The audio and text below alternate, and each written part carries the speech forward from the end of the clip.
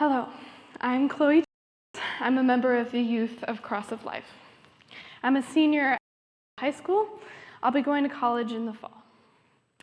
In preparing for this upcoming new and unexplored chapter, I've had a chance to look back at what I've done so far in my first almost 18 years of life.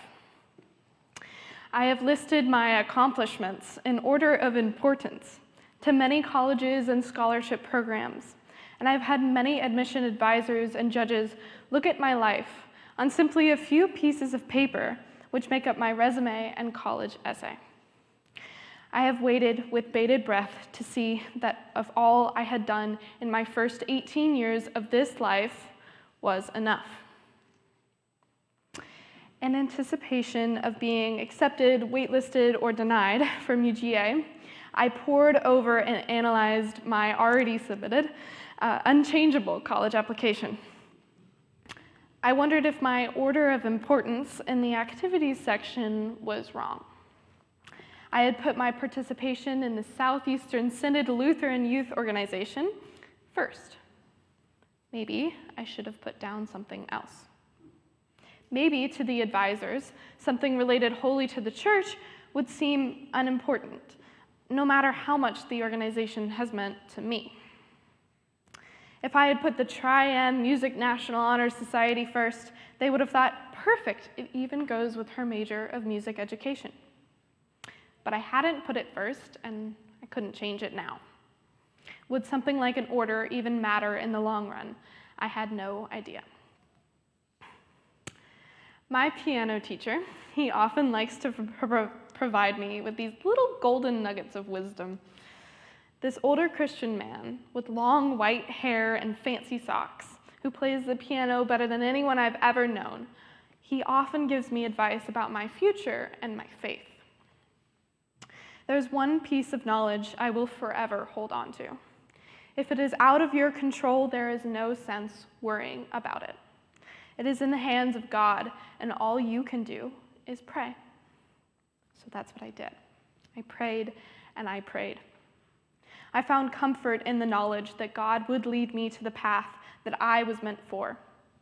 And even before I was accepted, yay, I realized that it was the right thing to do, to put God first.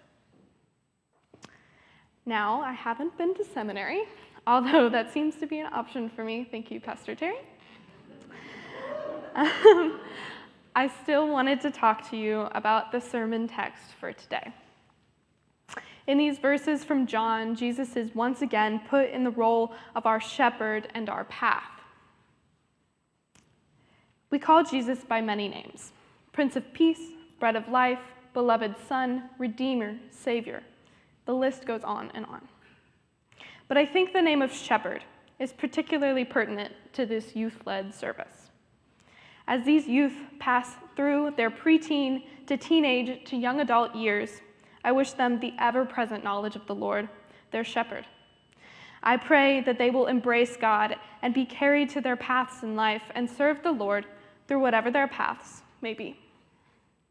I especially pray that even in their moments of doubt, however similar to mine that they may be, that in the end, they will always put God first. I feel like I'm making it sound easy. But as a growing young person, it is simply not easy to consistently rely on God. And it is not easy to always think of faith before and within doubt. I could go into specific examples of my own life, of times that I have doubted, of times that I have put my anger before rational and religious thought. But I know it is not an experience only I have been through. And I know that you all understand me when I say that doubt is part of faith. Faith cannot exist without its presence, no matter how much we would like to think so. So therefore, I cannot tell you all, nor can I tell the youth of the church, exactly what to do to eradicate doubt and despair.